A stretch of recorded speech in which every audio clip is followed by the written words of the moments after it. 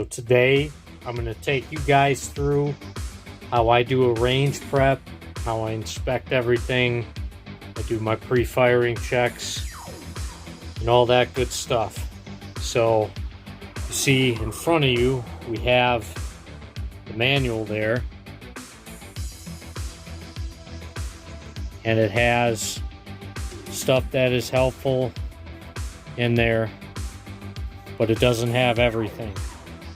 Okay, that's basically the owner's manual, an operator's manual that comes with every Fightlite MCR. You'll get one of these. It explains how to load, unload, safe, clear, and how to modify the gas settings for the optimal ejection pattern, which is just slightly forward or directly off to the side. Okay.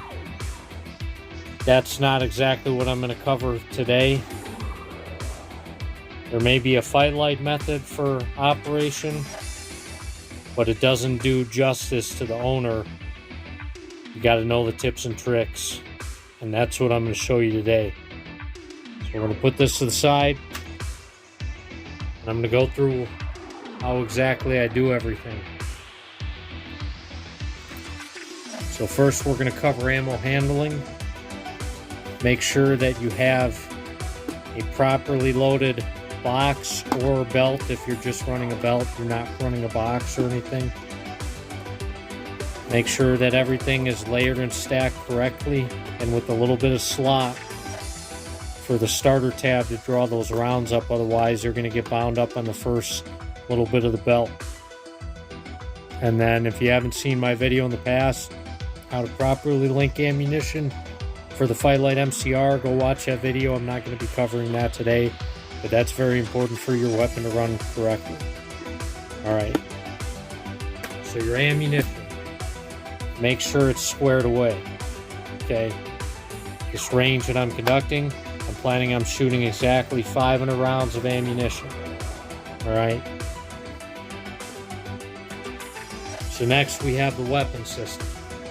So we are going to go ahead and kind of set it up to do our checks, inspect, and all that jazz. So first thing we're going to do, we're going to lock the bolt to the rear. Okay, bolts locked to the rear. We'll remove our barrel.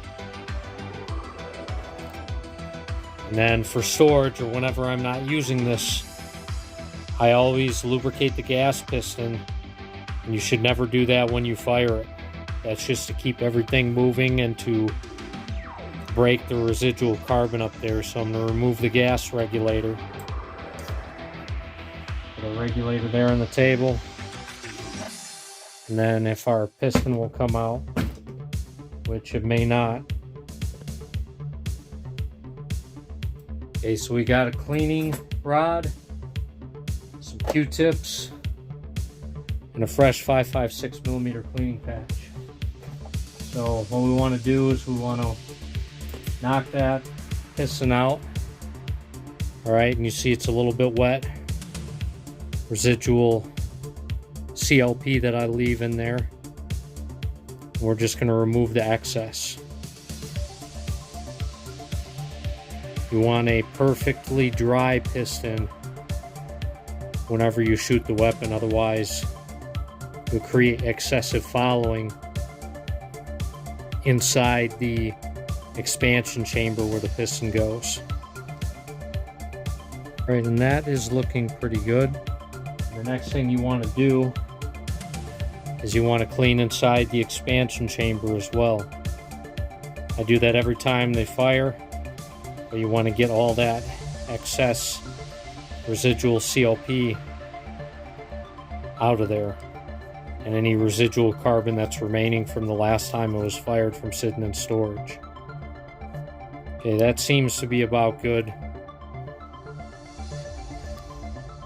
When we take our piston, we put it back in there. And then the last thing we need to clean is a little bit of CLP on there. is our gas regulator. So again, we want to remove any excess oil, any residual carbon that is maybe broken free during the period in which it's been in storage. We want it nice and dry. There's our regulator, and that's ready to go back onto the barrel. So we take it in, it'll detent facing toward the center of the barrel. We push in, we align the little keyed slot, rotate until it locks into place, and I am going to leave it on position 1. With the type of ammo that we're using M855. This gun with the wear pattern it has likes position 1 for whatever reason, and then since we've installed that, we're going to shake it back and forth, if you will. You want to hear and feel that piston going back and forth in that expansion chamber. Okay, that piston inside there, but basically you want it to move back and forth. We're gonna clean out the bore, so there's not really that good lighting, but we want to make sure that that bore is nice and clean. So just with the barrel extension, do the same thing, clean out anything residual.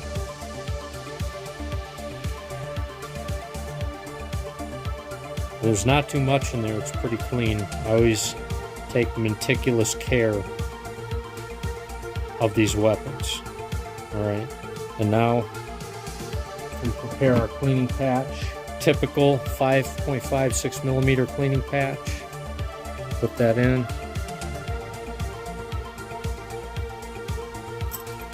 We'll make sure we get any residual buildup, which should be pretty clean. And I would say that is pretty decent condition. Not much at all came off that. Okay, that's our barrel. We're going to leave it removed. We'll come back to that in a bit. A couple additional things that we're going to put on the table. We're going to take Headspace go and no-go gauges, small screwdriver. We have, this is an old bottle of break-free CLP. I recommend using either break-free or Radco Lube. Radco Lube is the approved CLP for the United States military, and it works wonders. An acid brush, and if need be, you got a roll of paper towels. Okay, nothing too significant there, but basically from here we're going to do a breakdown of the weapon. So I'm going to go top cover first, remove the detent pin. We're going to check everything in there. Everything looks nice and clean, and we want everything with this particular gun nice and wet with CLP. Okay, so the moving components in there are our feed balls, our cartridge guides, and our feed slide. We're going to put a fairly generous amount of CLP. Make sure everything is coated inside there. The gun likes to run wet, not dry. And cleaning is everything. Anytime you shoot 500 rounds or more, you don't clean this weapon, you're going to have problems with this weapon. Like no ands, ifs, or buts about it. So there's our top cover. That's prepared. Our feed tray, not much to do with it. Just inspect it. Make sure it's looking in decent condition. And if there was no issues from the last range, it should be good to go. These areas in here will get a little bit chewed up, but that's no cause for alarm. That's normal. That's going to wear there, and eventually it will wear out, but it'll take a beating. And there's been a significant amount of rounds shot through this replaced feed tray. I replaced it because the old generation didn't have these cuts, which improved the reliability. Alright, the next thing we're going to do, we're actually going to take down the upper and the lower. So we're going to ride the bolt forward, and with the barrel removed, you got to be careful. You got to press up on the barrel latch to get your bolt lug to pass through, otherwise you could damage it. So you never want to just send it forward with the bolt catch if the barrel's removed. That's actually very bad for the weapon.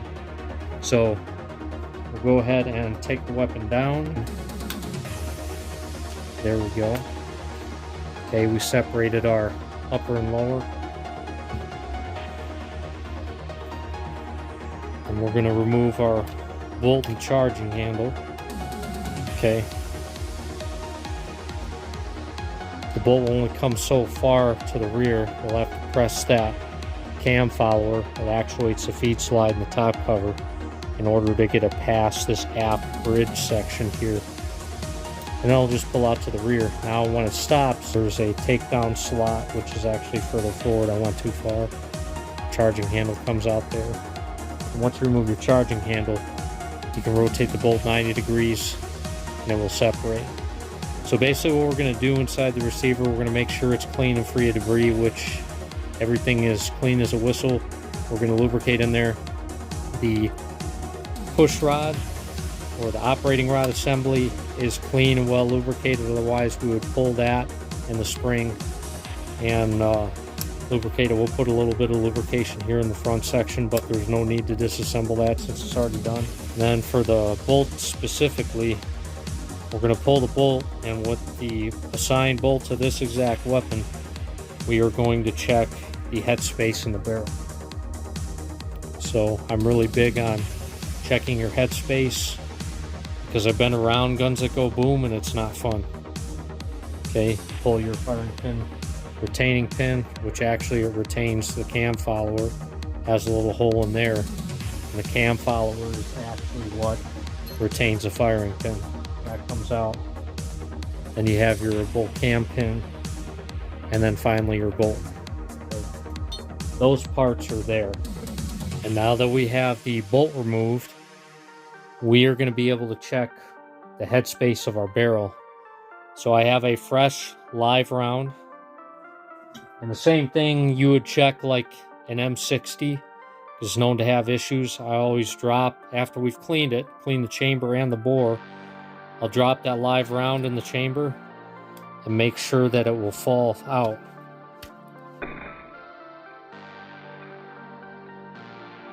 Now that we've inspected our bore and cleaned out our barrel, we are going to gauge it. So that's why we disassembled our bolt. Generally, if you're just going to throw some lubrication in there, it's not required that you remove your bolt assembly. Okay, so this is our 5.56 by 45 millimeter go gauge. So basically we want the round to close. To make sure you have that top lug in, you want to press it in the correct position and it closes and locks.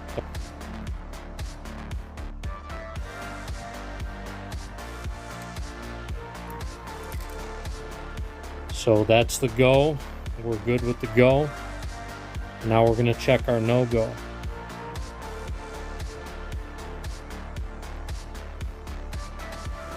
It's important that to maintain the integrity of these gauges that you don't drop them on a hard surface where they can get damaged.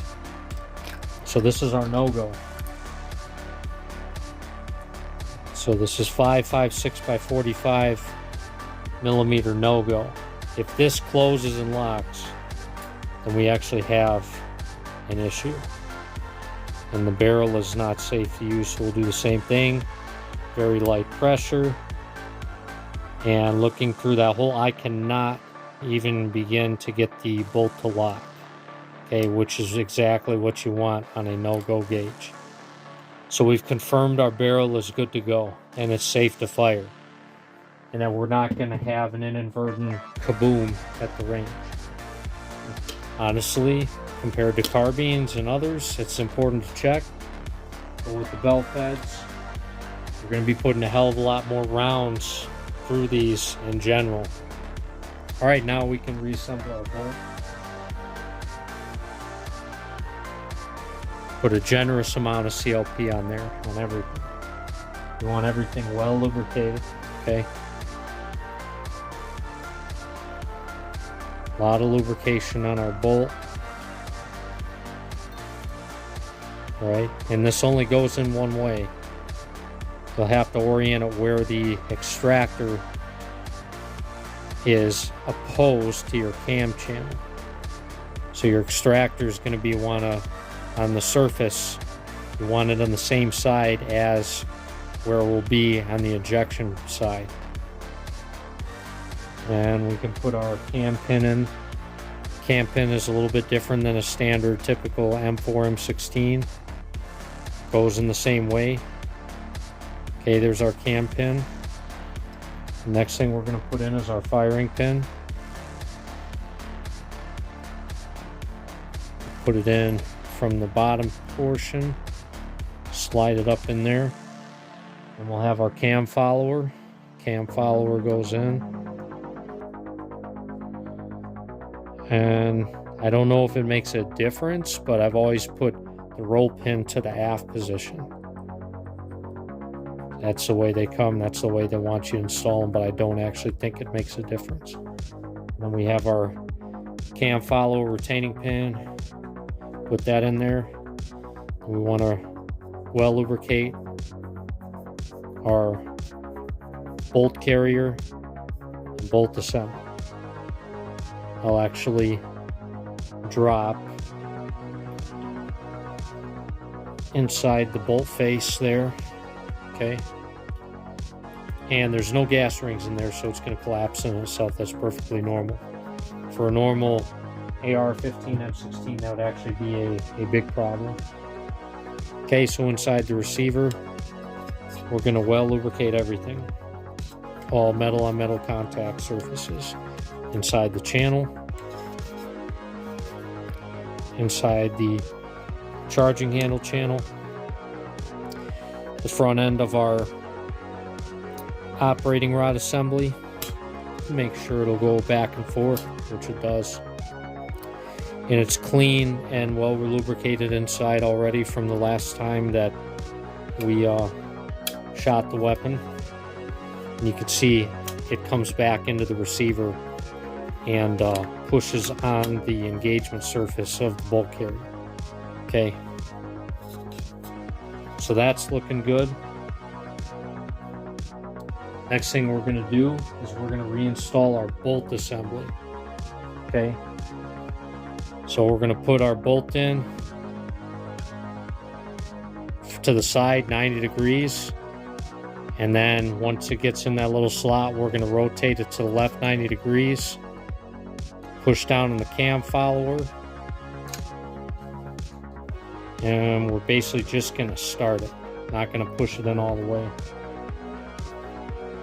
And then our charging handle, we want to get it lined up in the slot and push forward, and then we can push our bolt forward.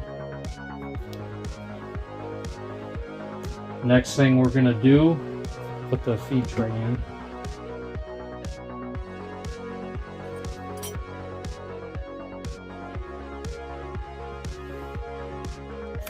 Then we put our top cover in the aft end of the bridge.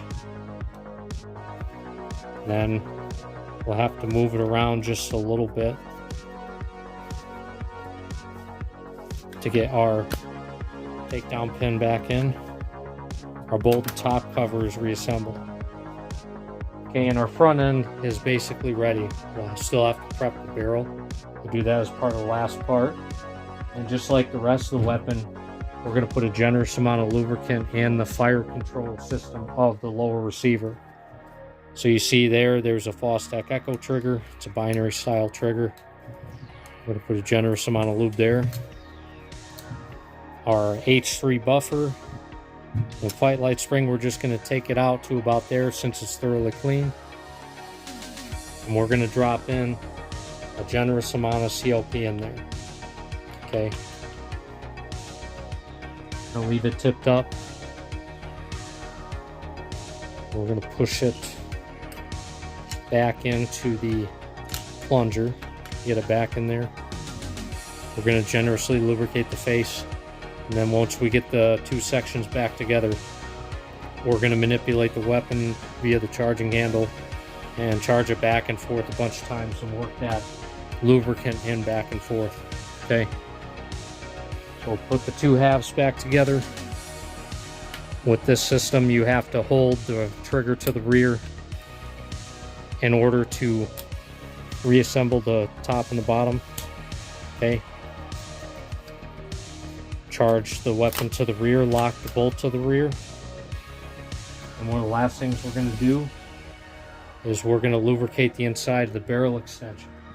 So we'll take a fresh Q-tip and we are going to put a generous amount of CLP on the Q-tip. And we're going to lubricate inside the barrel extension. All right. A generous amount.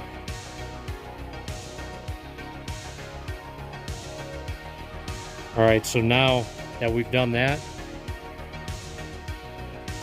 take a paper towel, wipe down the exterior surfaces, get any excess stuff off that we don't want. We'll reinstall our barrel. Get it back in the weapon before we start charging it back and forth a bunch of times. Clicks into place. Wipe up any excess CLP that we may have spilled. Clean it up on the back end. You just kind of do a hasty. And then we're just going to kind of run the bolt back and forth about 25 times.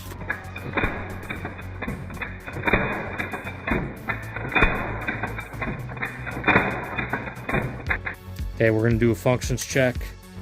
Safe. Doesn't do anything. Semi. Fires. Weapon charges. Release. Pull it again. Fires. Okay, and we're going to go to the echo position. Fires. Charges. Release trigger. It fires. So now that that is done and the weapon is reassembled, we can kind of wipe up all the excess off that we don't want on the receiver surfaces. Just cosmetics, no big deal. Okay, essentially your weapon system is ready for the range, as is. And this is exactly how I set my Fightlite MCRs up for range. So let's take you to the range. We'll do some shooting. Right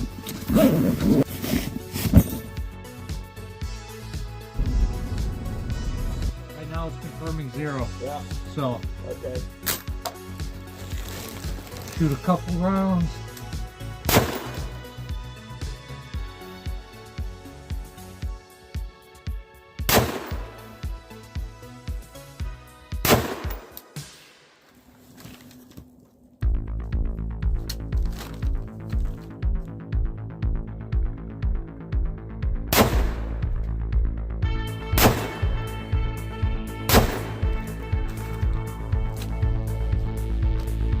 See, that got us in.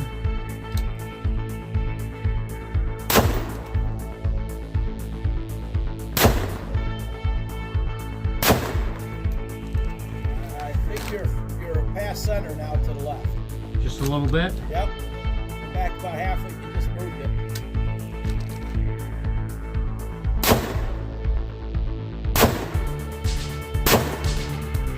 Looks like you put a hole on top of the hole. Perfect. Let's see how we do.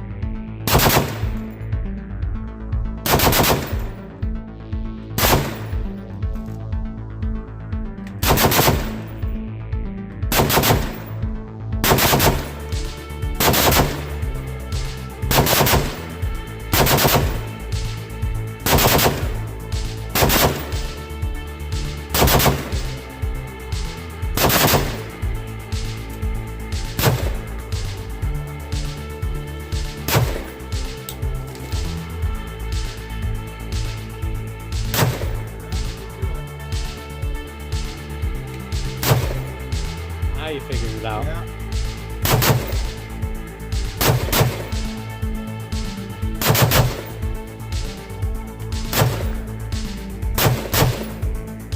So do that and do it very quickly twice.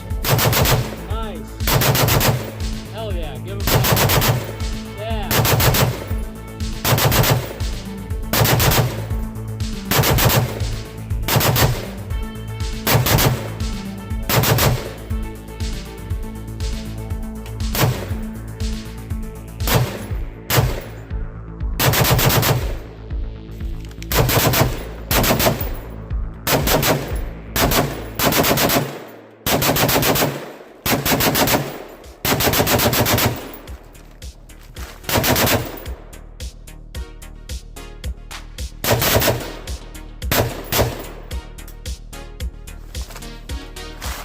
Charge it, lift the cover, check Yep. our chamber. Empty. We're clear. Good. You flip it up.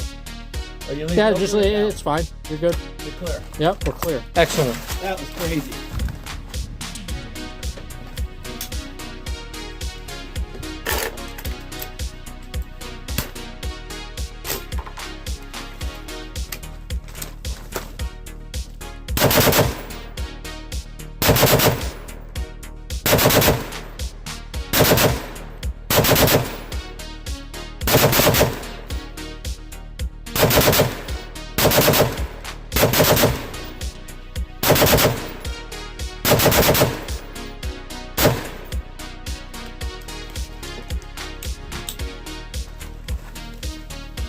There you go.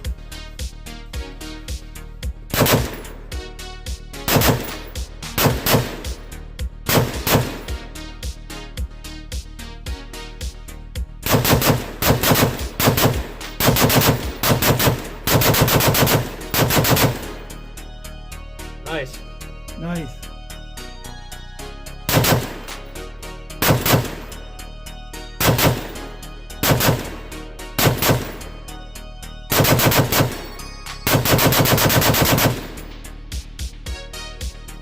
I ain't shooting all your ammo.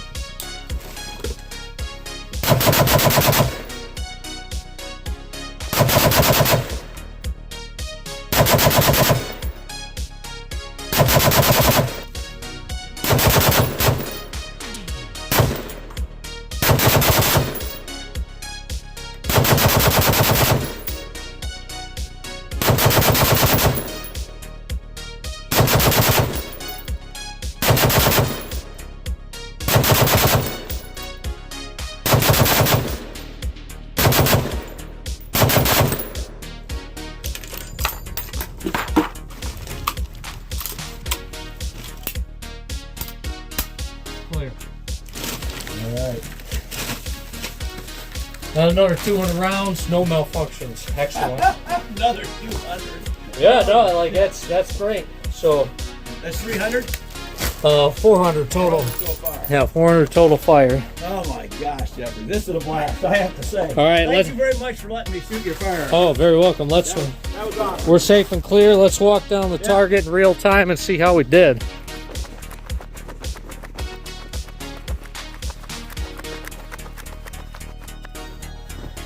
All right, so we're at the 50.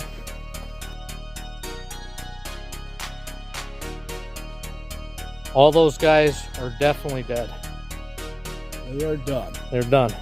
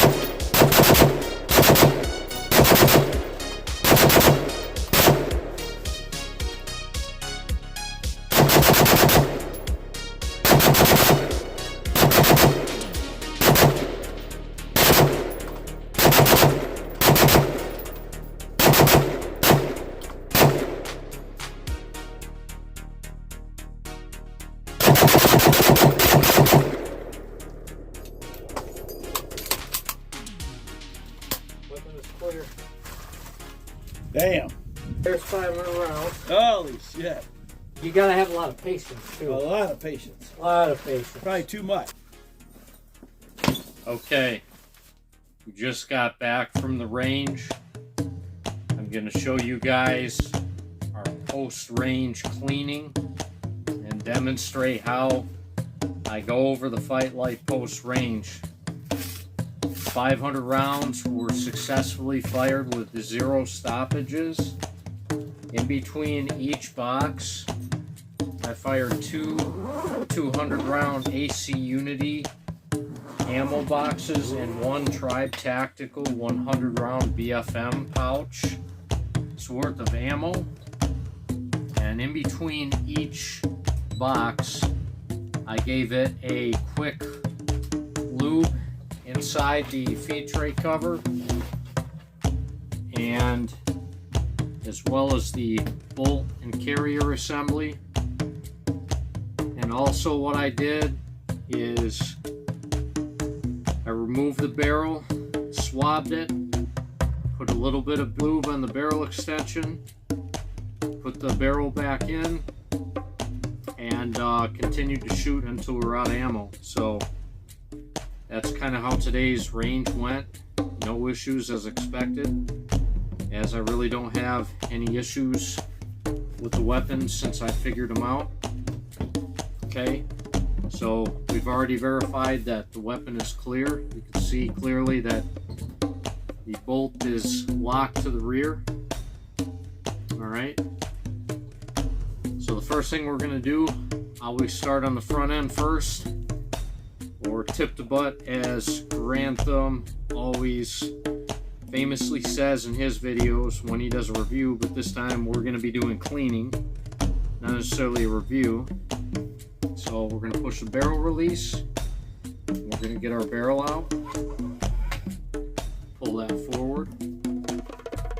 Alright, we've removed our barrel, and I am going to gently release the bolt forward while I depress the barrel latch. That way it doesn't cause any damage to the bolt lugs. And for the time being, we're going to set the receiver to the side so that you can more accurately see what I'm doing with the barrel. So some of the things you're going to need for cleaning is you're going to need a cleaning rod, some 5.56 millimeter cleaning patches or brushes. We'll need a green Scotch-Brite pad.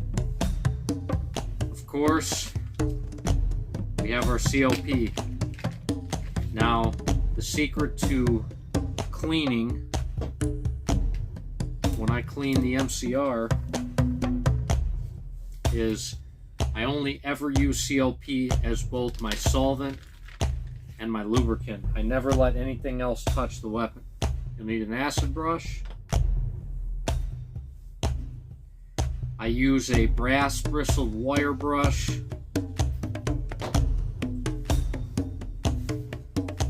Additional 5.56 cleaning patches and other accessories for the cleaning rod as needed. This is a standard USGI cleaning kit.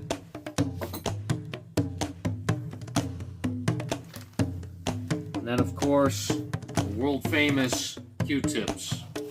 You can never go wrong having too many Q-tips, alright? And for those less experienced, do not forget to review and go through the owner's manual for the MCR if you're not familiar with the weapon. I'll touch on several things that are critical to the proper cleaning, disassembly, and reassembly of the weapon as we clean them. There are many different ways to clean a weapon. I'm giving you my perspective on it since I have successfully figured out how to run these weapons very well. Okay, so the first thing we're going to do is we're going to remove the gas regulator. If there's a lot of rounds fired through this, it's going to be difficult to move the gas regulator around. One thing I did before leaving the range is I put a light coat of COP on all the cosmetic surfaces on the front end and wiped it smooth to remove some of that excess carbon. Alright, so we will go ahead and remove our gas regulator.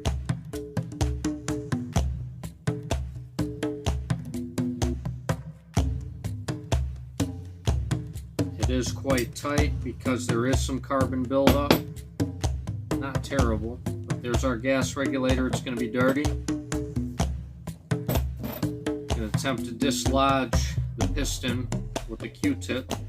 We'll push it out from the back, and it came right out. There's our gas piston assembly right there.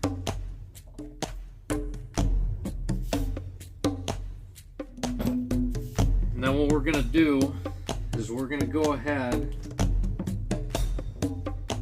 and put a generous amount of COP inside the expansion chamber as well as on the regulator to loosen up all that carbon. So inside that expansion chamber, I'm going to very generously coat it with a Q-tip, all the surfaces in there, and that'll help loosen up all the carbon.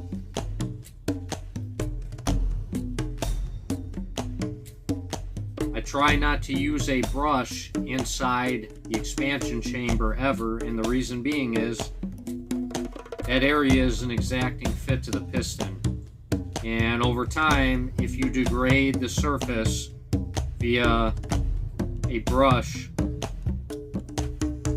of steel or brass, since it's more delicate than the piston itself, because a piston's a chrome piston, eventually you'll cause failures due to the expansion chamber degrading. The piston should degrade before the expansion chamber from the chrome plating coming off, so a piston is much easier to remove than having to replace a whole barrel because you got a bad expansion chamber. Okay, there's a good amount in there. Look how dirty that is after 500 rounds. You're going to go through a lot of Q-tips, alright? That's just going to be how it is when you clean. I'm actually going to go for that a second time.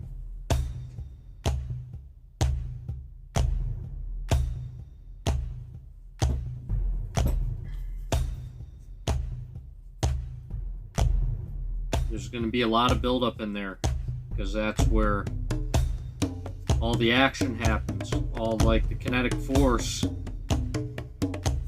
between the piston and the operating rod gets translated backwards inside that chamber. So of course there's going to be a lot of buildup when you're tapping off gas from the barrel in that whole general area. Alright, that's a good amount in there.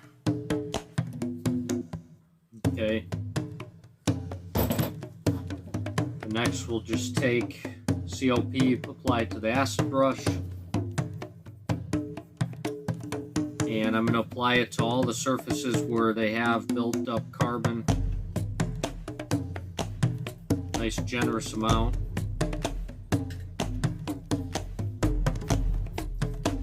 And this is going to help preserve the weapon as well.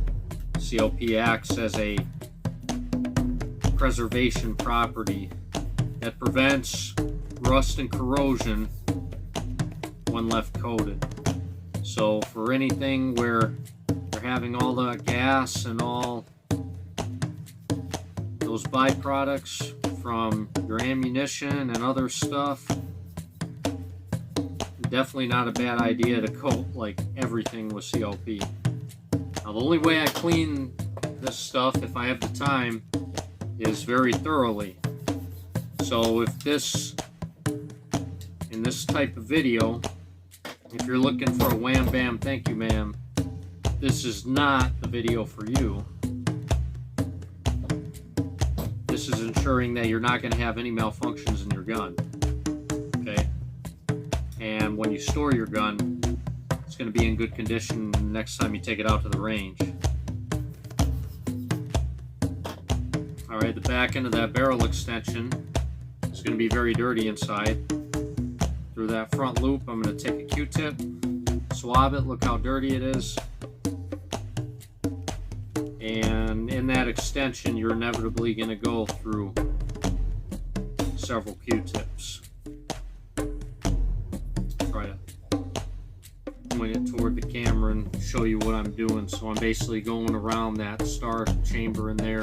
And unlike an AR-15 or an M4, you got access via that barrel latch port, which locks the barrel into place, kind of like a Cadillac Gage Stoner 63A machine gun. It allows you to easily get a Q-tip in there. And pretty simple. You just clean up in there until a majority of the debris and carbon is free from that chamber area. You want to get as much out of there as you possibly can.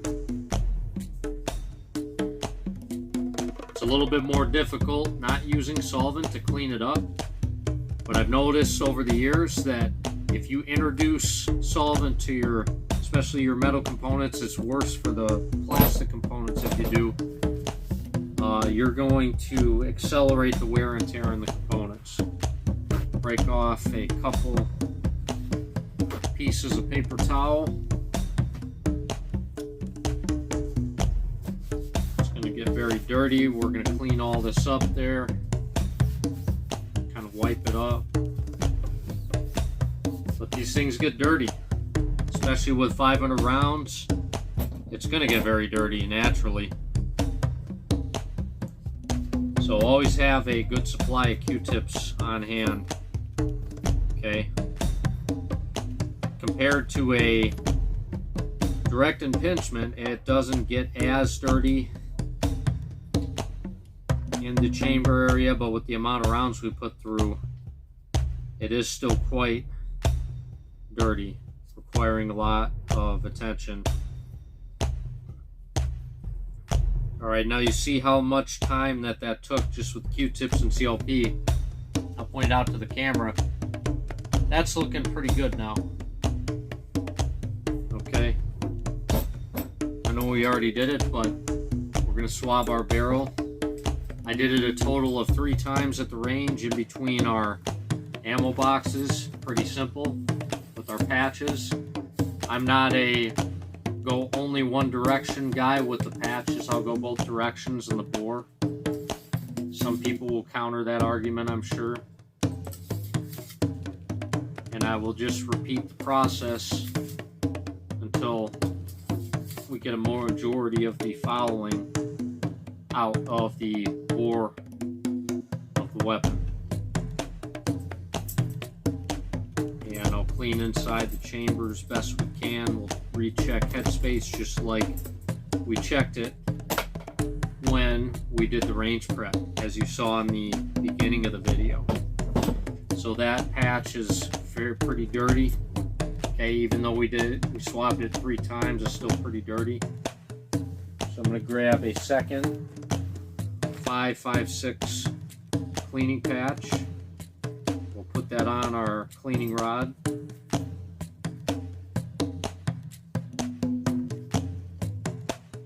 And we'll basically repeat that same process.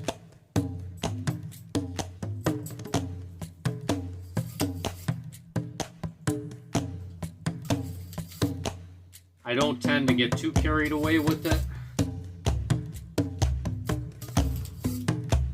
but you want a majority of that fouling out of there for the amount of rounds that we put down.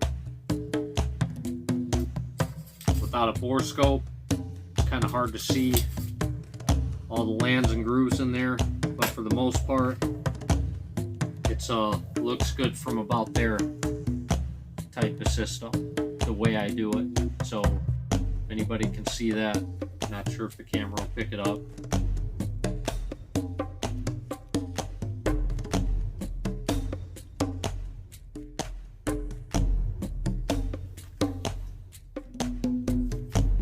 Alright, now that we have that kind of figured out, I'm going to grab a a small tip screwdriver, a flathead, and there's some built up carbon right behind the expansion chamber on the barrel. Now that that COP is set on there, I'm just going to very carefully start to break up that carbon and remove it. If too much buildup gets on there, it'll make your barrel changes or removing and installing your barrel quite difficult. So you definitely want to get that buildup up there. Don't press too hard on it, because then you'll start taking the finish off the barrel. So just kind of go back and forth there and get that off of there. There's going to be buildup all in that area. Just do the same thing. Nothing sophisticated there or any tips or tricks. Just around that entire gas block, you're going to have buildup. And inevitably, even though the tolerances on this thing is fairly exacting, you're going to have gas, and with erosion over time, you're going to have debris and carbon escape between all the seams inside your gas block. So we broke all that stuff up. We'll wipe the excess off here. And it's kind of a rinse and repeat until it's all clean. So you'll just have to gently scrape, not pressing too hard into the metal, and you'll see that kind of debris separate from the finish of the barrel itself and around the block.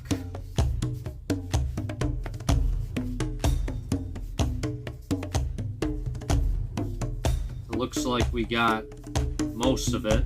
There's still just a little bit of buildup on this area right here behind the gas block, so I'm just going to continue to lightly scrape away at it, being careful not to remove finish.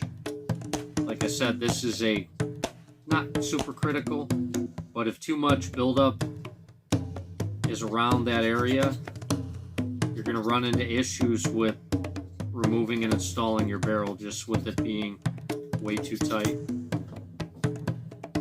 Take a Q-tip in there. Yeah, look how dirty that gets, all that carbon. Yeah, wherever the rubber meets the road, that action with the gas operated weapon, which drives the components rearward, that's where the dirt and the debris is going to be. This is especially important if you use like corrosive ammo, because the residue from those corrosive primers are going to make its way all over the gun inevitably. So if you don't clean it like this, you'll have inevitable buildup. I don't usually run ever corrosive primer ammunition through these MCRs. I do with other stuff, primarily like Soviet bloc stuff and other stuff that primarily uses corrosive ammo in those portions of the world where those weapons are manufactured and fielded. But these, I don't do the same thing, since the tolerances are pretty tight.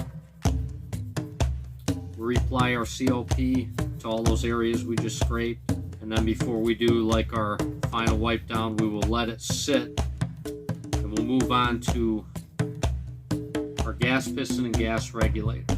Alright, so that's kind of the barrel.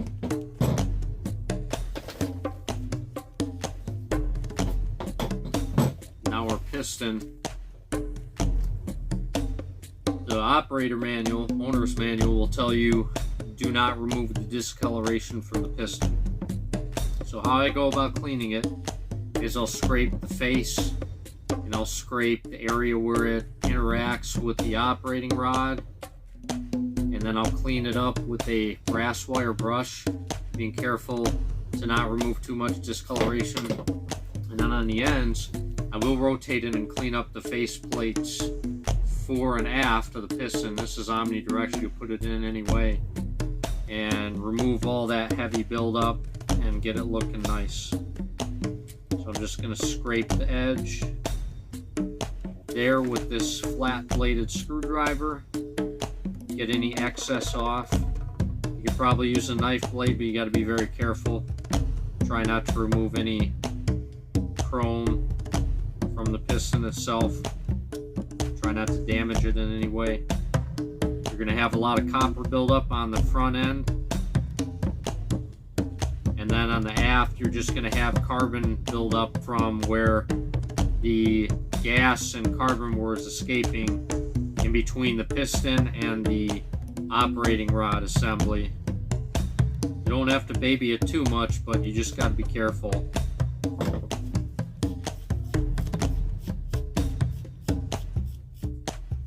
Clean up our ends just a little bit on the piston.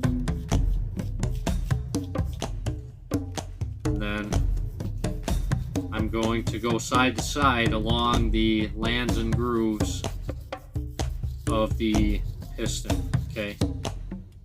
It's not like a smooth piston. It does have piston rings, or what I call lands and grooves, but you've got your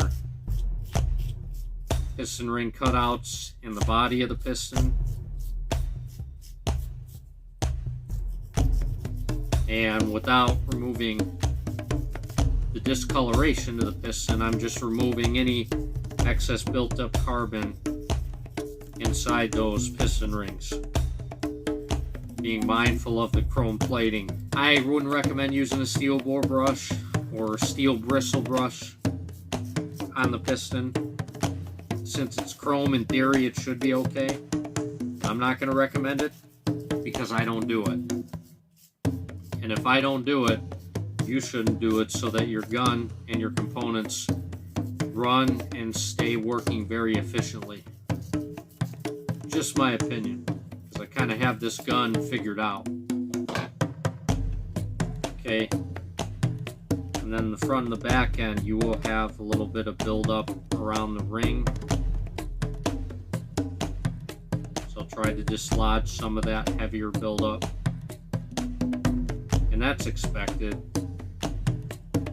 The more you shoot, the more the buildup, because that first initial ring, fore and aft, it's going to have a lot of material build up around the piston.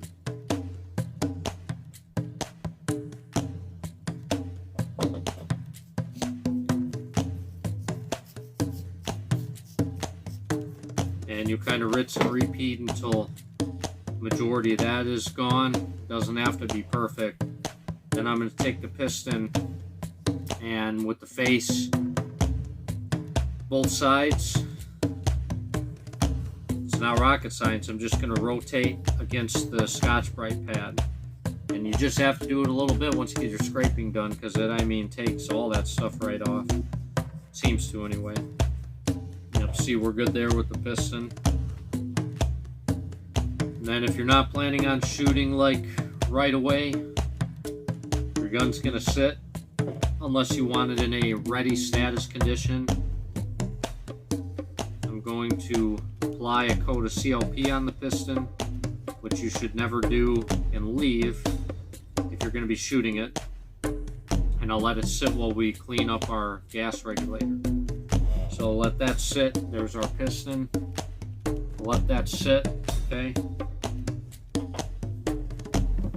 And then move to our gas regulator assembly. There's going to be some built up carbon there. And you'll just take your small flat tip screwdriver, kind of scrape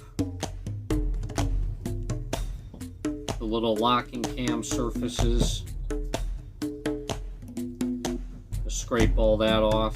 There will be some buildup there. You get the sides. Okay, the big chunk just came off. You get the back side.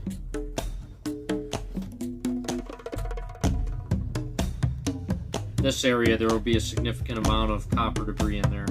You'll have to press. You'll do the same thing for the other side. All that carbon coming off there. Significant amount, actually. Takes a little bit of elbow grease, whatever you want to call it, and patience.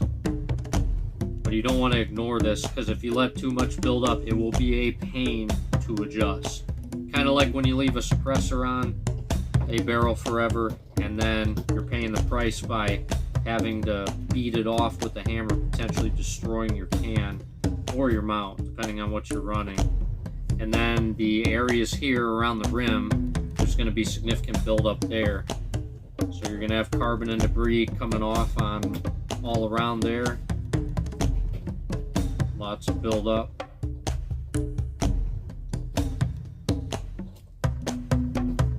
A significant amount of buildup on this one.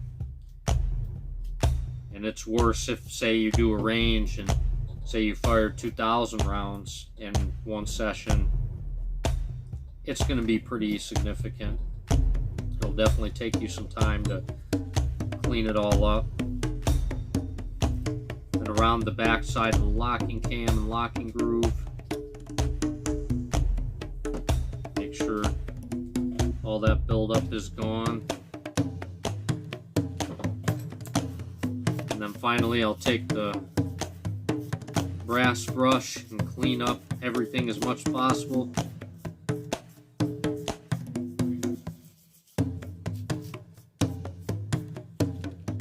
And then while you're doing that, you also want to look at your different gas ports.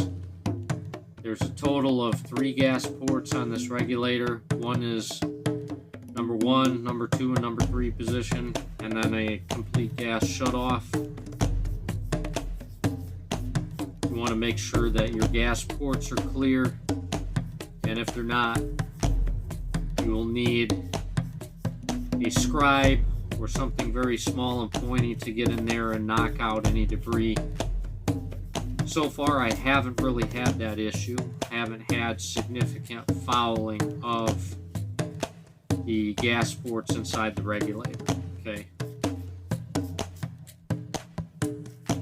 That's looking pretty decent. It doesn't have to be perfect, but as long as you get a majority of the material off there, that's looking pretty good. Now we'll take CLP and I'm going to coat the entire gas regulator assembly very thoroughly. Add a little bit to a Q-tip and get inside where you'd normally take the tip of a cartridge if you can't move it manually by hand, and you can put a cartridge in there, the rim of a cartridge case or the front, really doesn't matter, and you can get it in there so you can turn it if there's too much carbon in there and there's too much excessive buildup and fouling. Okay, so we'll leave our regulator sit, and since we've let our barrel sit, we'll wipe it down one more time and we'll clean up our expansion chamber one more time. And then we'll be ready to clean our piston, relubricate our piston and expansion chamber, and reassemble it.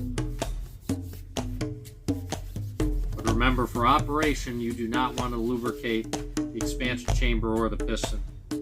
For the purposes of this video, the only reason I'm doing it is it's going to sit for an unknown amount of time until I do another range, and I will remove the CLP from the piston, expansion chamber, and the gas regulator before I fire it again. Okay, doesn't look as bad now. A lot of it came off. Get in there, getting all the areas where that locking cam slides into place.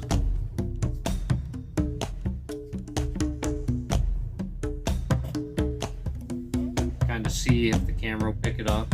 Nice and smooth inside. It's looking decent. Majority of the buildup is off, or removed, I should say.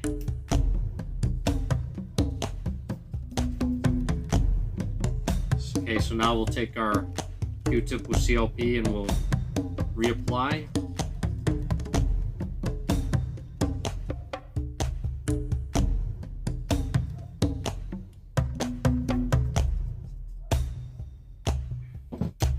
Now Now our barrel is ready to accept the piston. I'm going to wipe the piston, remove any buildup or debris in there, and carbon from that residual COP coat that I put on, just to kind of break everything up that was loose or loosened from the cleaning brush. When you're using this acid brush, if you're going to use the same one every now and then, it's not a bad idea to take a clean part of one of your paper towels, clean it up, because it's going to get quite dirty, as you see. And after you do that, I'll add some more COP.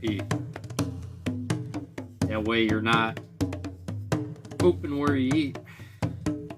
As many people have said in direct impingement guns, it poops where it eats.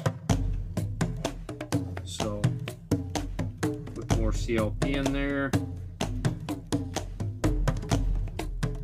And then, not rocket science, we'll recoat our piston. Nice amount in there, nice and clean, free of the majority of carbon. Take our barrel, put our piston in, and it should slide right down, which it did. Shouldn't have that much resistance in it. Now, same thing with our regulator.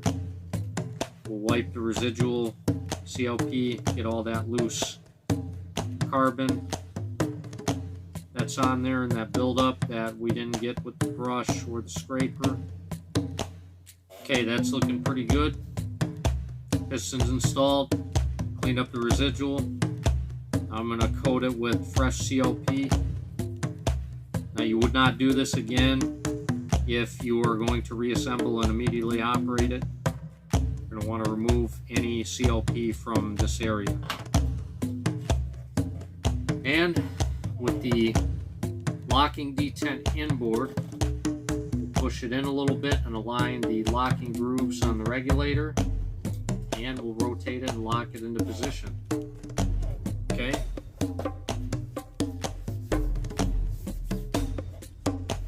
And that right there is cleaning our barrel assembly. Set that off to the side. I'm going to clean the work area a little bit. Get all this excess stuff off. It's quite a bit of carbon. You're going to make a mess a little bit when cleaning this weapon. That's alright. With any gas operated weapon, you're going to have that issue. Okay? So we'll get rid of those. We'll prepare a couple new paper towels, as we're going to need them. And to re-clean our area here, get rid of that old patch. We'll keep our cleaning rod close by in case we need it again, which more than likely we will. We'll move on to the receiver section. So we're going to remove our operating rod assembly there in the front. So what we're going to do is we are going to push on this area right here as we push in a little bit on the operating rod, and hopefully going to dislodge the locking key so we can get our operating rod out. Now it should come out when we align it, and you may have to mess with it a little bit because it's going to be dirty. Okay? If the camera will pick it up.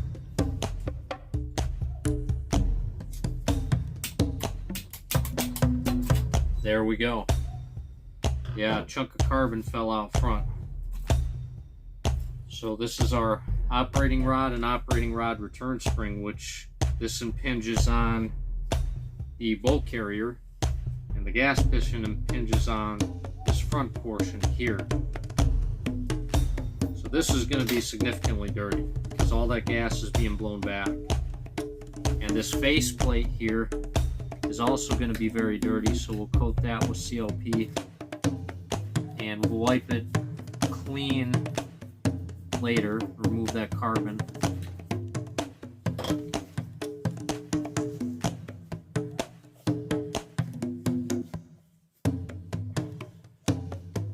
For the most part, if you keep it well lubricated, it will wipe clean.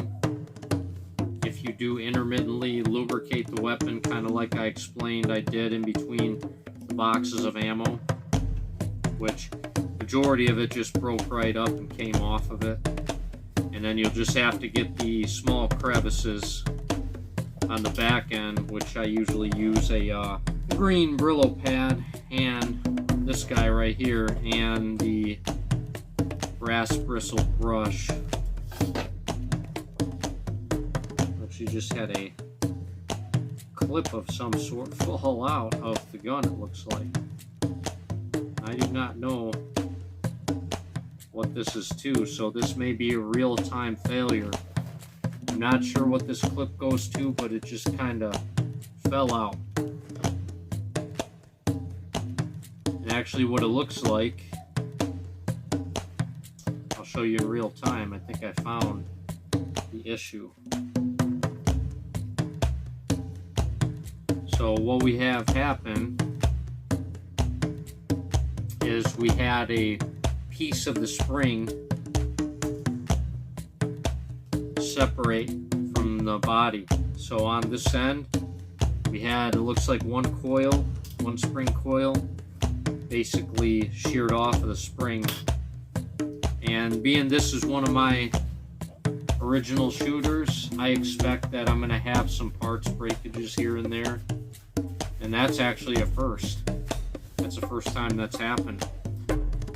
So for the time being, since I didn't have any failures before, I think the gun will still fire and is serviceable, but this spring will require a replacement. So for those of you out there, if you put enough rounds through your gun, you're going to have parts breakages and you're going to wear parts out. Just nature of operating these type of weapons. So I'll clean up the spring. Yep, I can see where it failed. That's a very sharp area of that spring. Failed in the front section where it impinges this area. This flat surface right here, that mating surface, that's where that coil failed. And this spring probably will work for thousands and thousands more rounds, I'd imagine. But at the next available opportunity, I have some replacement parts, but I do not have an operating rod spring, so we'll put a couple of those on order so that we have backups just in case. And I'm just kind of rotating the spring in between our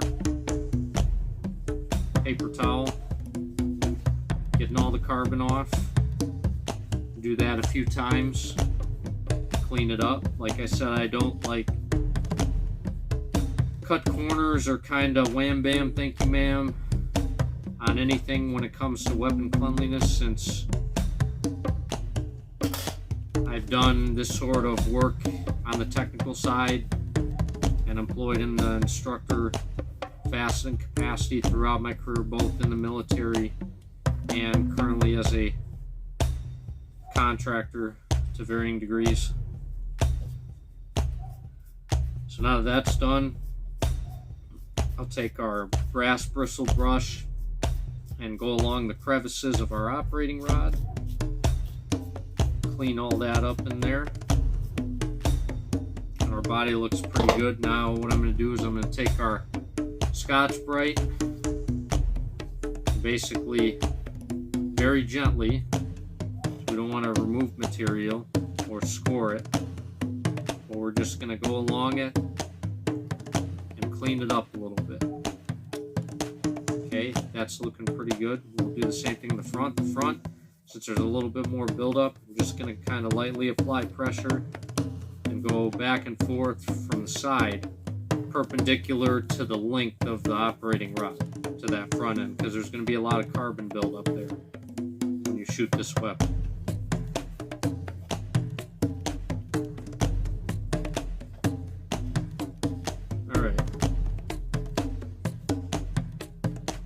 that's looking pretty good.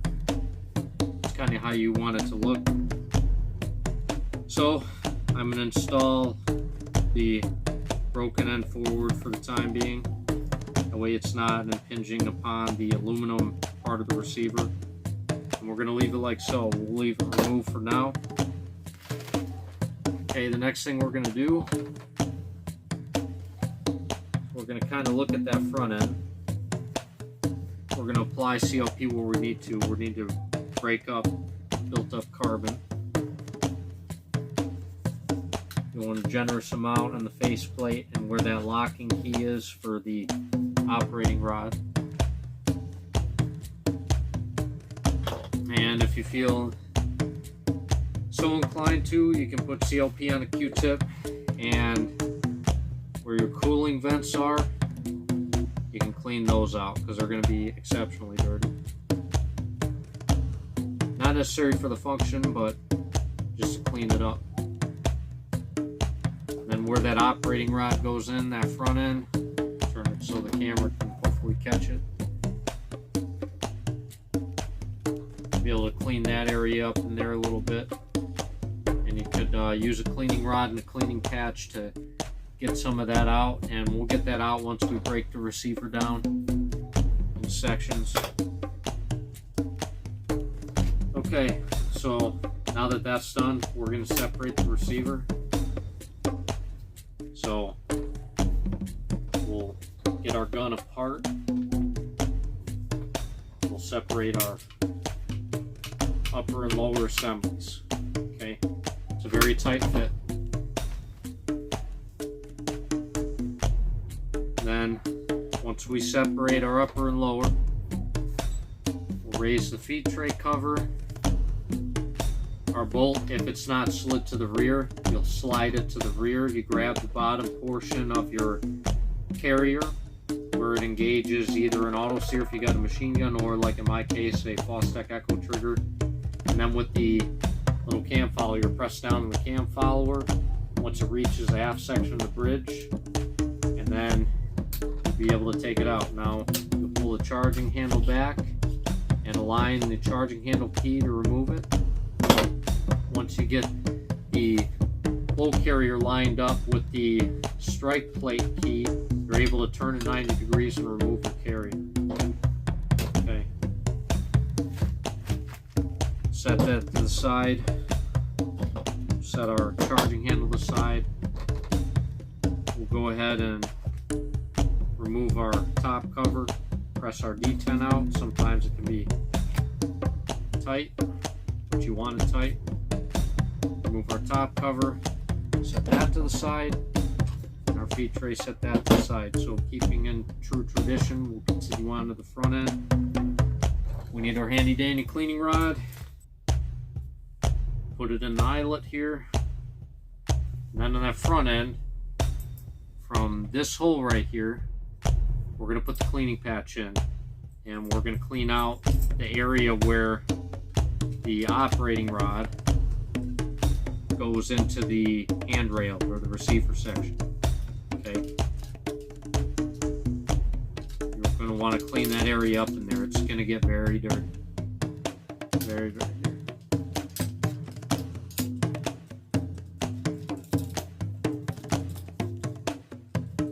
As you can see, it came out the rear. We're going to pull it back and look at all that carbon that came out.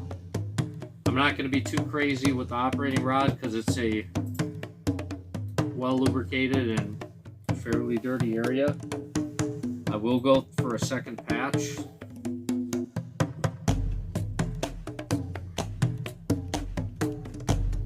Put our second patch in there and we'll rinse and repeat. We'll put it through.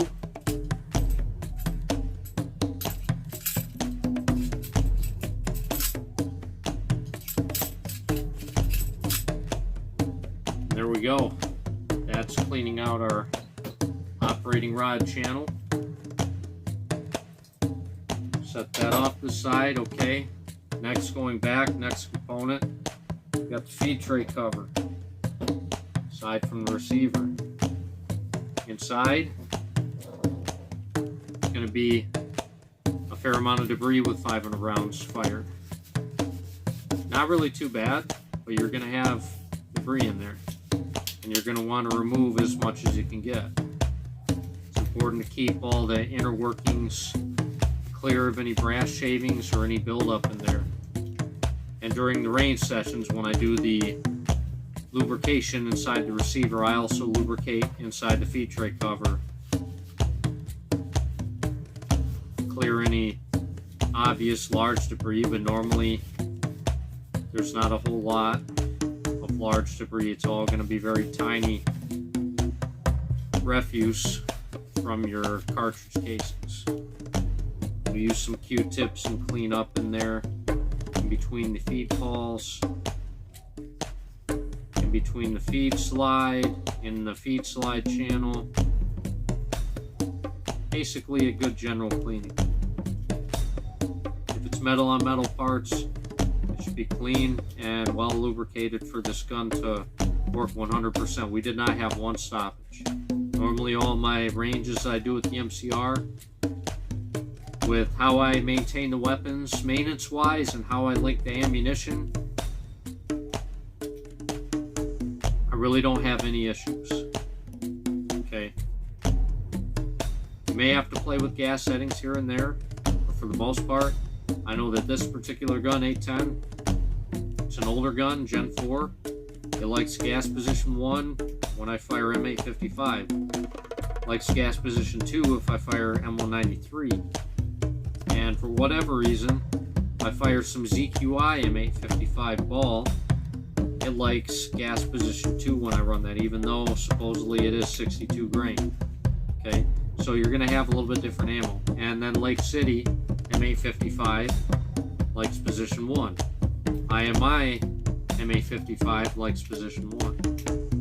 Okay, we've kind of cleaned up all the inner surfaces of the feed tray cover. I get a Q-tip, put CLP on there, and I'm going to get all the inner crevices, the springs, the feed pawls, all the areas that we just cleaned. I'm going to do the same thing by recoating all the stuff with CLP.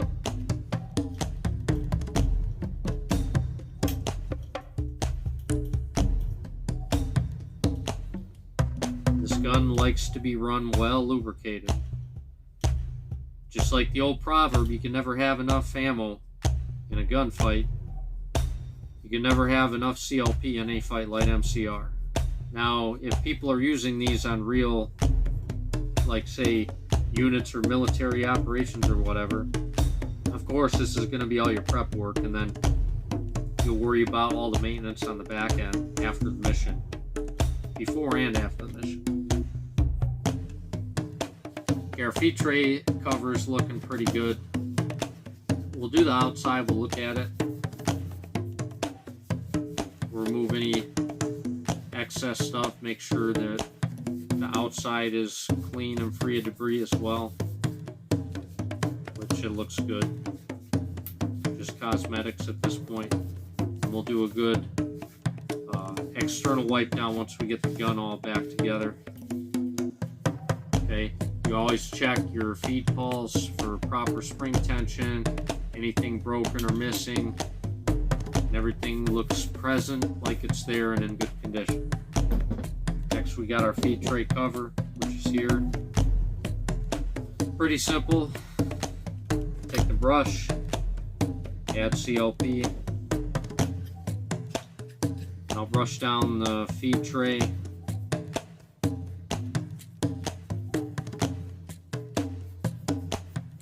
And wipe it all down. I'll look at our feed ramp on the feed tray, make sure that there's no burrs, that's still smooth, that's still in good condition. Other than that, just like a general wipe down and cleaning. And remove as much of the brass residue. You're always going to have brass residue on the feed tray because it's a friction point for the belt of ammunition going in. And your links inevitably will wear through this material in this area right here. You're going to want to check for any excess damage in this area. It can be kind of beat up. That's perfectly normal. and at some point you will wear out a feed tray which will require replacement. But all that is looking pretty good. Clean up the back end. Okay, I'm going to check the ramp. On occasion I'll take the polishing wheel and the Dremel and clean that up. That's still really nice and smooth. I'm not worried about it.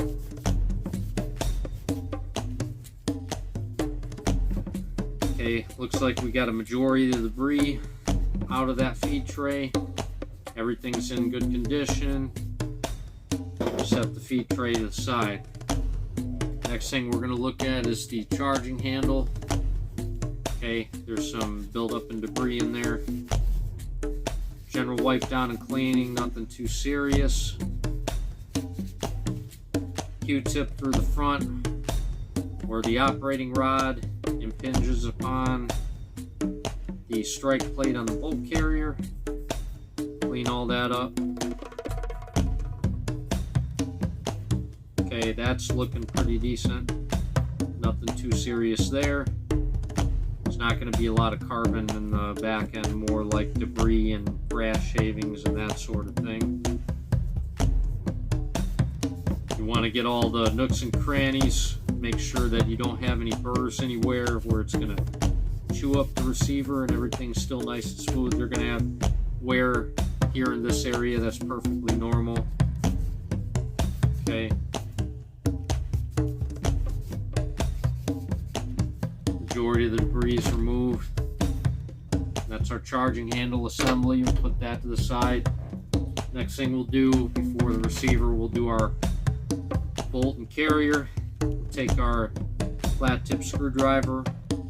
We'll remove the cam follower retaining pin, our cam follower, our firing pin, our bolt cam pin, and our bolt. Okay. That's how it gets disassembled in that order. Now in addition, whenever I do a cleaning on the weapon post range, I go one step further than I did with the prep. So what I'll do is I do this usually every time. Clean up the front end of the firing pin a little bit. I will go ahead and remove the extractor. It's critical to remove because there's going to be a lot of debris under there. So I'll put manual thumb pressure on that extractor assembly to kind of line up the pins so we can get our pins started out. And then by manipulating the extractor, you're able to get it out just like a standard AR-15 M16. For your viewing pleasure, seeing all this in real time, this is a kind of a pain to get it. And if you can get it to drop out, good on you. Finally got that pin out. There we go. So there's the pin, extractor pin, and then our extractor. This time it doesn't look too bad, but there's definitely some brass shavings in there and inside the bolt. I clean that every single time.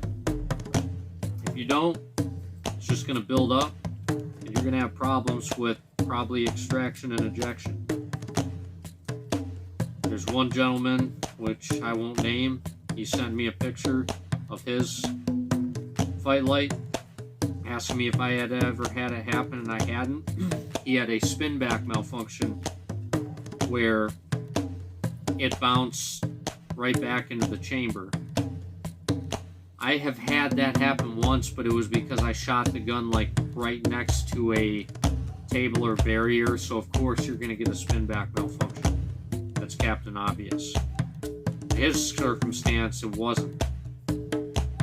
So that could be attributed to having too much debris in or around the bolt, or the ejector even, that's possible. But I always keep all this well lubricated and well cleaned.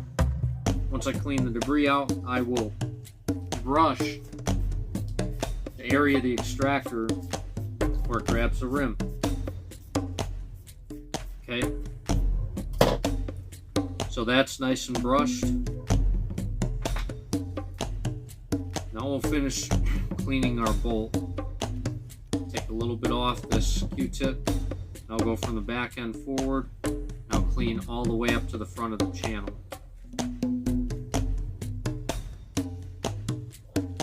See if I get the firing pin to push out any debris. It looks pretty clean. Don't see any significant debris in the front of the firing pin. That looks good.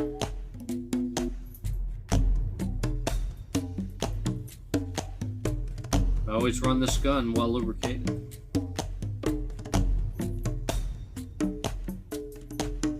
Okay, that's looking pretty decent. I'm going to do it one more time.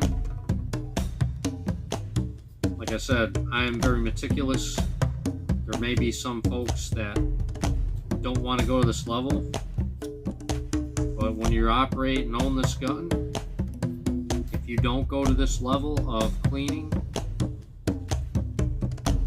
you're going to have issues with the gun down the road, like significant issues, to the point where you probably get frustrated with it. I'll clean off our locking lugs of the bolt. There's no debris inside.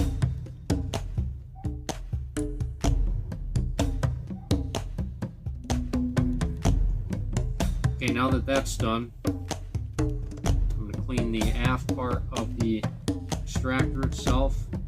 We got a little D-shaped donut on the rear.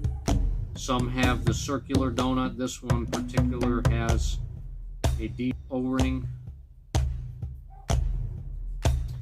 And pretty simple.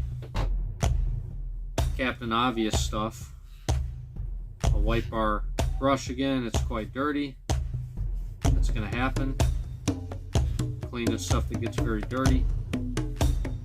Okay, we cleaned it up. Wet our brush down with CLP. Put some CLP on a Q-tip. I'm going to put a generous amount of CLP inside the extractor channel.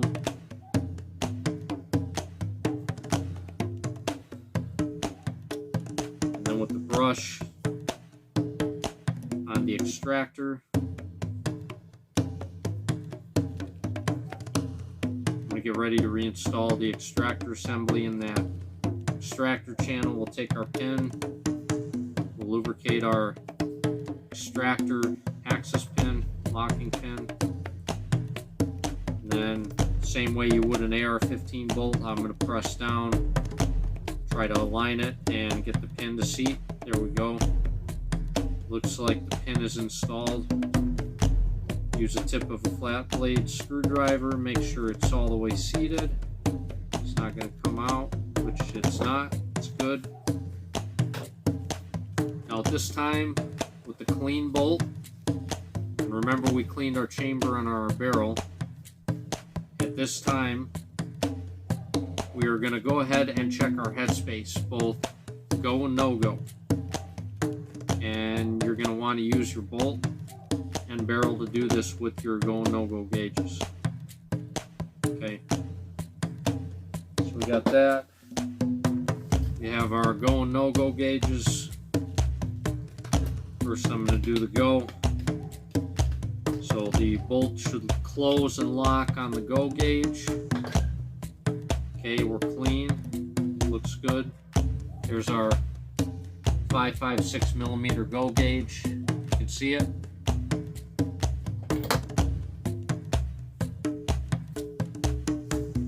Put our go gauge in the bore, lightly put it in, and then we are going to attempt to close the bolt on it. Remember, you have to find that top feed lug and put it in and center it, and it should close and lock, which it does.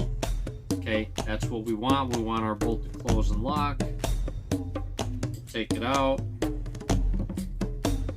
and go is good. Now we're going to check our no-go. So we're going to do the same thing with the no-go.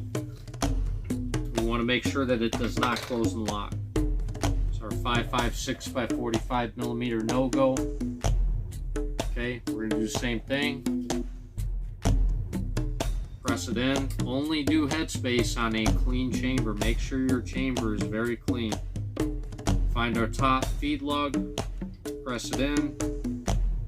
Seat in the extractor, bottom it out, make sure it's straight, and I can't rotate that one bit. Okay, it should not even start to close on a no-go. Okay, so our barrel has passed Headspace and it is safe to continue to use. With belt-fed weapons, when you're going to be putting a lot of rounds through it, I encourage you to get the proper Headspace go and no-go gauges and always check your stuff, okay? So that's good to go. Now we're going to move on to the bolt carrier assembly. Get another paper towel. We're just going to wipe it down. Nothing spectacular there. All the external surfaces.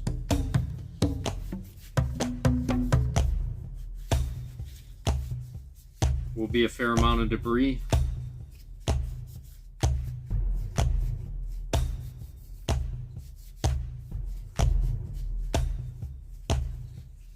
You're just going to kind of clean everything.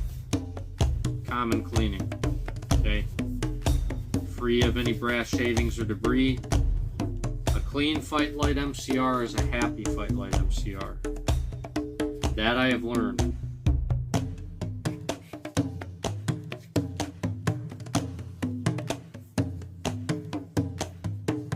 Okay, very scientific and technical. Rotating it. Pretty smooth in there. Okay, there's not going to be a lot of carbon. There's just going to be a little bit of debris and fouling.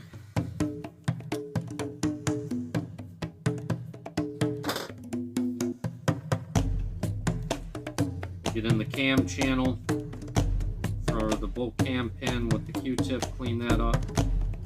Not too dirty. Okay, that's pretty good. That's the advantage of running a piston system, is your area where your bolt and carrier is, it's not going to be as dirty as other systems out there. Okay, that's pretty good. So that's our carrier. Next we'll do our cam pin. That's going to be fairly clean. You're going to want to check for nicks and gouges and everything. This one does have a gouge, and I identified it a few ranges ago. I don't exactly know what happened, but I was able to take a honing stone and stone it down and get it back to where it's smooth and it operates the way it's supposed to. Little hole for the firing pin. Okay, our cam pin. Have our cam follower. Clean that up. Make sure the spring is doing its job. The roller moves and does not bind, and it's freely moving.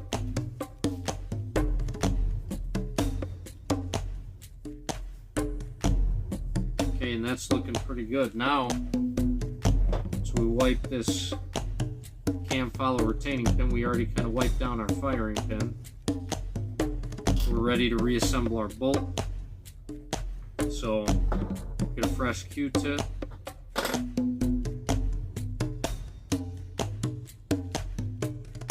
Generous amount of COP. Lubricate our bolt cam pin groove. And inside the carrier where the bolt interacts with the walls of the carrier. Okay. In the back end where the cam follower goes. Inside the carrier for good measure. Pretty much put COP everywhere. If you put COP everywhere in the carrier, you're doing a good job. Okay, we'll continue that with the bolt. COP along the body.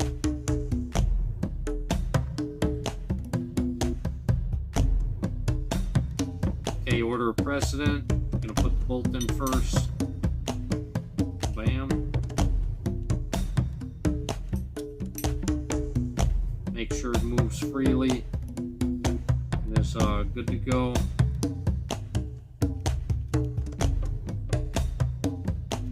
next thing you're going to do is you're going to put your cam pin in. Now when you put the cam pin, you want to make sure that in the unlock position that the extractor is facing the side which is exposed to the ejection port, okay?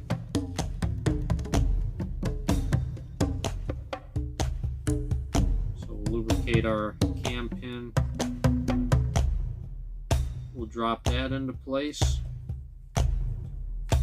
Alright, the next thing we're going to put in is our firing pin. I'll actually put a little bit more CLP than you'd expect on the pin. Then we're going to drop it in from the rear like you would any other AR-15 bolt carrier. And then we'll lubricate our cam follower. Bottom portion, I always install it with the little rope pin facing toward the rear. Not that it makes any difference. Okay, that's installed. And then our cam follower retaining pin, that gets installed, keeps the cam and firing pin in place. And then your bolt carrier is reassembled, if you will, and it's good to go. We'll set that to the side. And for the upper section, last but not least, the receiver. So we'll go ahead and get another paper towel, and inside the channel there's actually not going to be too bad or too much debris. There will definitely be debris, but not as much as you would expect. It's basically going to be a light wipe down, check for any burrs or damage. Sometime you will find a gouge or a burr, and that will need to be stoned down if you know what you're doing with honing stones. So if you don't have honing stones, I would recommend you getting some small round and square honing stones, okay? But I like cleaning the MCR all by hand and then running my fingers in there and physically feeling all the areas in which interact with the carrier, so I can tell if there's any burrs or like deep gouges. We've got wear in there, but it doesn't seem like anything is out of the ordinary. Everything seems like it's in decent condition. Okay. So some people will say, hey, I want to use a solvent tank. More power to you. You start mixing solvent with everything, you're definitely going to have issues. I've had issues with solvent tanks and components with every weapon system in the US inventory for the most part. I swear by only letting a weapon, or any weapon that matter, having CLP only as the solvent and lubricant, using it for cleaning, lubrication, storage, and use. Okay?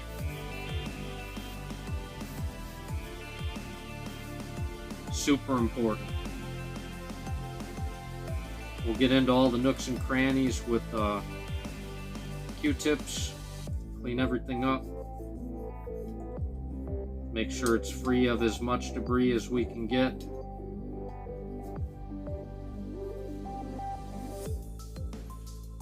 Which is looking good.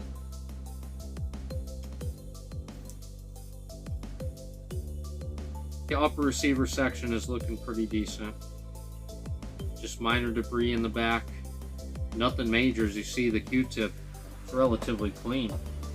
In a traditional AR-15, it would be pretty filthy in the back, or the back end.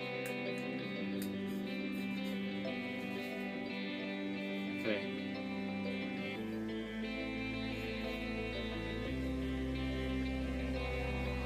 Everything is looking and feeling pretty smooth, and that means that there isn't going to be any unnecessary wear and tear or resistance on any of the moving components.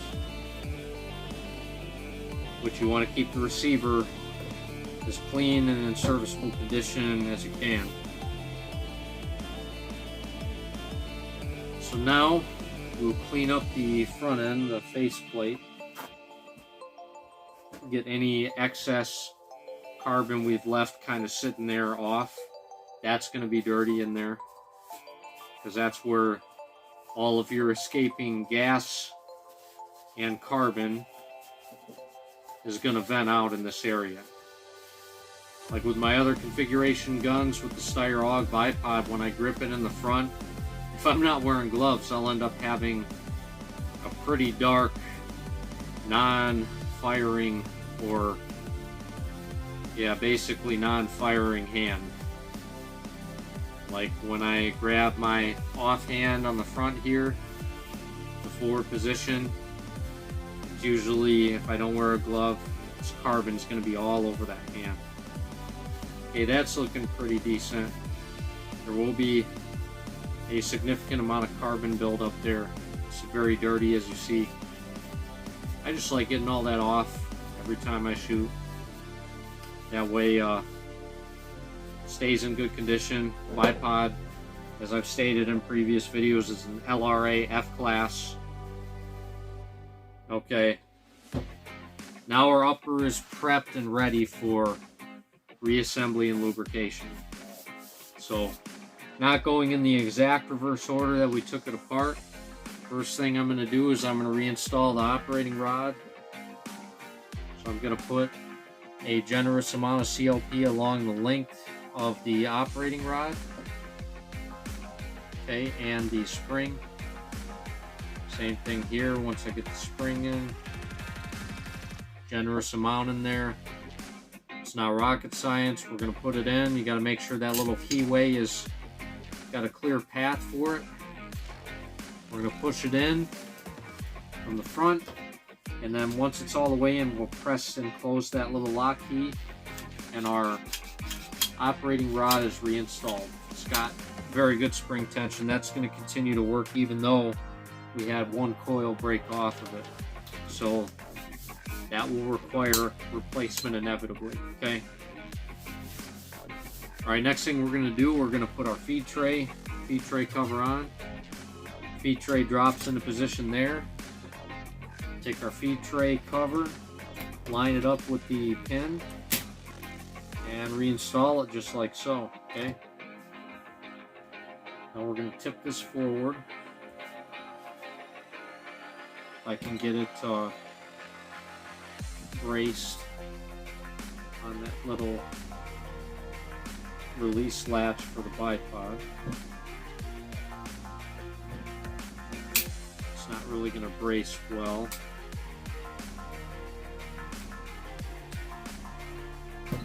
So now what we're going to do, just for the camera's sake, I'll try to capture lubricating the inside of the receiver. So what we're going to want to do is we'll get our brush, generous amount of CLP, pretty much going to coat all surfaces inside the receiver, at least in the channel. Okay, remember we already did the feed tray cover and all that, that's good to go. But we're going to want to get in there and coat everything, all the metal on metal contact points inside. Okay.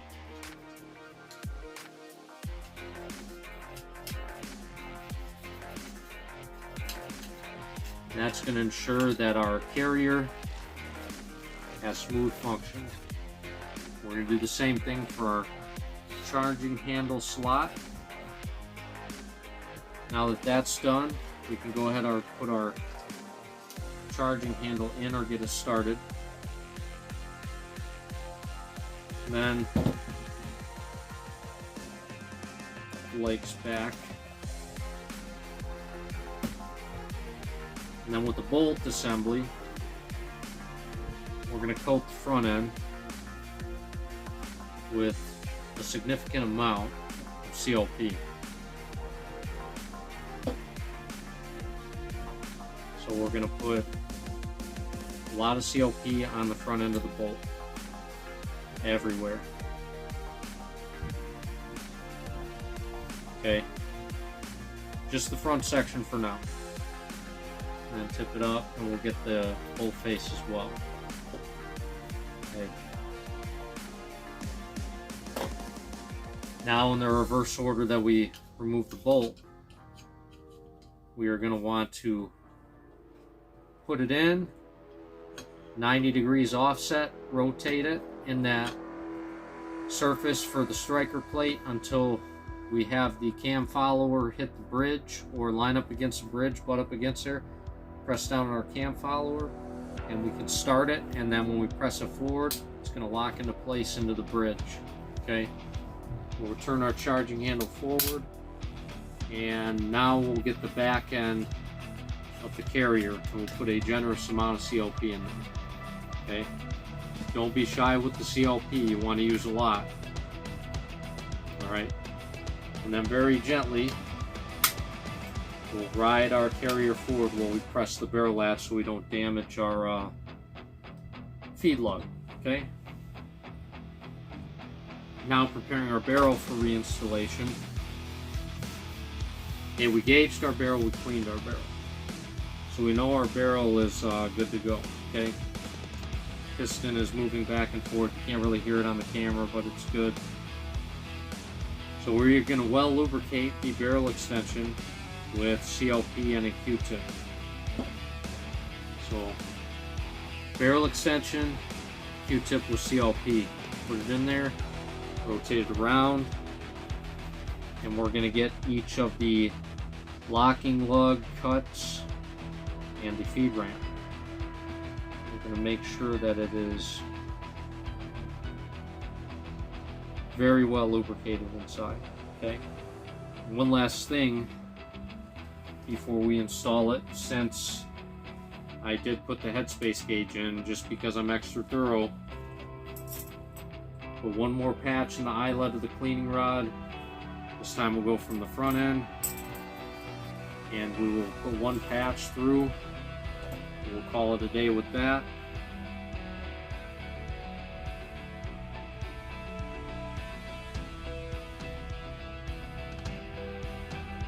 Check for any debris in there. It looks good, looks clean with debris. Our barrel extension, as you can see, is prepped for reinstallation into the receiver.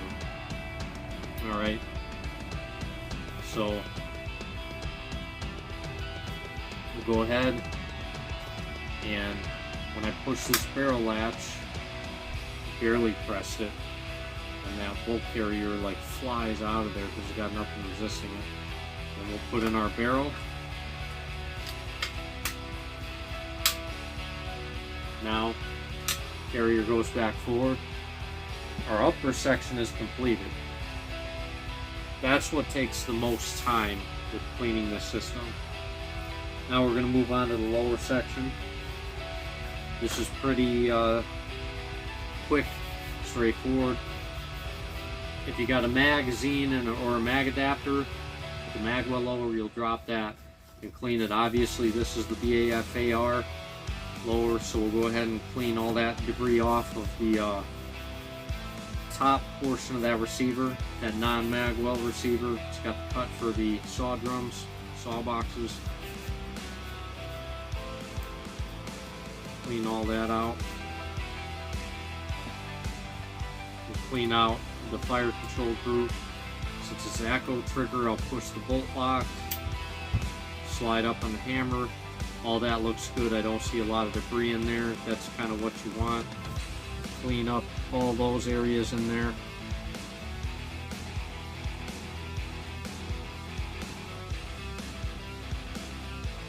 That's actually looking really good.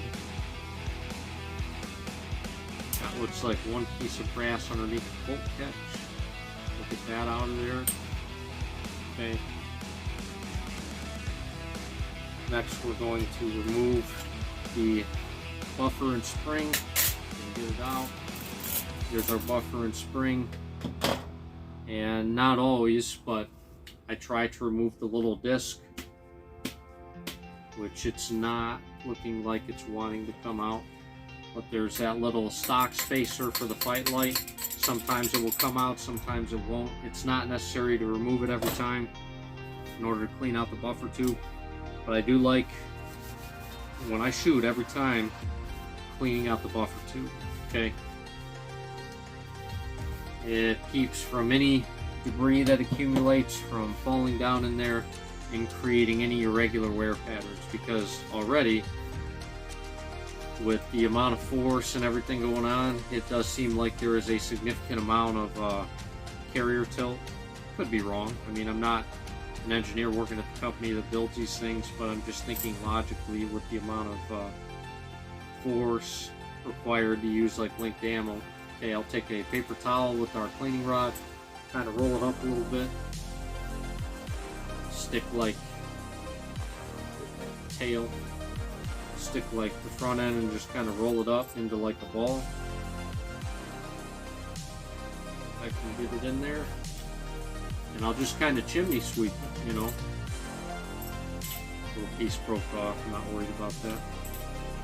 Okay, chimney sweep it. Not a lot going on in there. If you look inside the buffer tube, camera probably can't see it, but there is a distinct wear pattern on the inside of the buffer tube, which would indicate that there is in fact some carrier tilt. Okay, that's cleaned out. We'll do our spring and buffer. Okay, H3 spring, or sorry, not spring, H3 buffer, and the proprietary Fightlite spring is what I run and what I use. It's recommended by them, and that's what makes the gun tick. So I would not recommend using other springs. Use what they tell you to use in the carbine buffer tube. And if you use a rifle buffer tube, they do offer a stock spacer to use with the spring. There's other things you can do. If you don't want to do that, there is an option. You can get an MG34 machine gun mainspring, and you can put it in there, and what you'll do is you shoot the gun with the magazine, and you cut one coil down at a time until it will lock open with the last round on a magazine, and then your gun should run pretty decent. And you want to do that on like gas position 2 if you're going to go that route. But I don't recommend doing that officially. It's just a trick that I know that can be done, because the MG34 spring, I'm pretty sure Stoner took that design and implemented it into the AR-15 M16, because it's like the exact same. So in case you didn't know, go check out an MG34 mainspring and you'll be quite surprised. Okay, very technical. We got our buffer spring about cleaned up, which that's looking pretty good. Okay, we'll join our buffer and spring, and then just to start the coils, I will put some CLP on a few of the coils. Okay, then just work it along the coils. And while that's doing its thing, I'll take CLP and drop a few drops directly into the buffer tube. Don't think you'll be able to see it. Not like a super excessive amount. And we'll go ahead and put our buffer in. And just before we reinstall it all the way, okay, we'll get to about there is good. Okay, so we install our buffer and spring till about there. I didn't remove the disc that goes behind the spring. If you don't install the proprietary little Fightlite disc, it looks like a quarter. Every shot you fire, your bolt will lock open on the last round fired. So I think that's that crazy recoil impulse and that carrier tilt effect I was talking about. But with the buffer and the spring back this far, I'll drop some CLP in there before push the buffer and spring past the plunger. And now from here it's just cosmetics. So cleaning up the lower, making sure the lower's good, the outside of it anyway. We got all the debris. Got our little magazine lock area is good. That looks good. Okay. And once you do that, you know, everything's in serviceable condition. I'll flip it to the echo position because that's the only way you really install it. Press the bolt lock forward. prevent the hammer from slamming into the bolt catch and pull the trigger so that way the bolt lock stays forward. That's really the only way to reassemble this thing. So I'll hold that to the rear until I can get the upper and lower assembled. Okay, our upper and lower is assembled. And the last thing we really got to do is touch up all our cosmetic surfaces. Okay, so getting the gun looking nice and pretty, whatever you want to call it. One last thing you want to do is check your handrail screws, because they are known to come loose quite frequently actually. So with the recoil impulse, inevitably you're going to have handrail screws come loose. It's a guarantee in the future at some point if you run these guns pretty hard like I do. Okay, that is looking good. Everything is looking pretty sharp. And now the moment of truth, the functions check. Okay, so we'll go ahead, charge it to the rear. And one thing you want to do that I forgot to do is with CLP you want to charge it about like 25 or so times with the CLP in there. I think actually last time I did like 10 more than 25, even though I said 25. It's not an exact number, but a good amount, right? Gotta make sure there's no binding and nothing works its way in where you got an issue.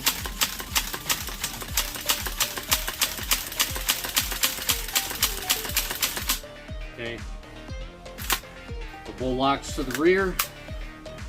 For charging handle operates, for carrier operates. You basically want to do a full function check. You want to look to the side and you want to see your, I don't know, I think the camera will see it, but you want to see your feed pawls moving back and forth. And then we're going to do our functions check. So flipping it to semi, gun fires, cycles, release, pull the trigger again, it fires, cycles. Okay, semi works, safe, doesn't fire. And then that third position, the false echo trigger, gun fires, cycles, release the trigger, gun fires. Okay, do that a couple times, and it looks like the gun is working. So that in a nutshell is how you do a post-range cleaning, inspection, and assessment on your Fightlite MCR. I hope you guys enjoyed the video. If you have any comments or questions, leave them down below. If you liked what you saw and you're interested in seeing content like this in the future, go ahead and subscribe. You're not going to want to miss the info that I'm going to put out. And there's going to be more, I promise you. So stay tuned.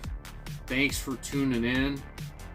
This is Son of a Bitch Second Class, aka the Armor, signing off, and we will see you on the next one, everybody. Take care.